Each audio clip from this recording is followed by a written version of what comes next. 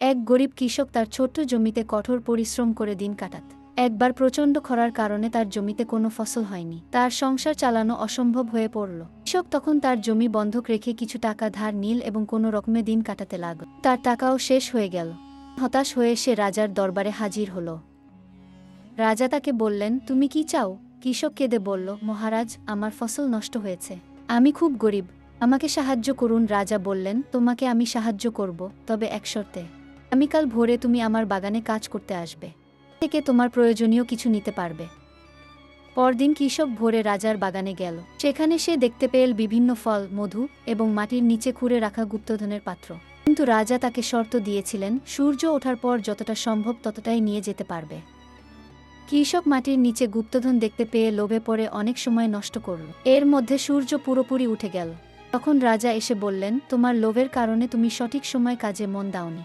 যা পেয়েছ তাই তোমার। পরিশ্রম আর সময়ের গুরুত্ব বুঝতে শিখো। কৃষক লজ্জা পেল এবং লোভ না করে কঠোর পরিশ্রমের মাধ্যমে পরের বছর ফসল ফলিয়ে নিজের জীবনের পরিস্থিতি পাল্টে নিল। কাহিনীর শিক্ষা: লোভ মানুষকে অন্ধ করে তোলে।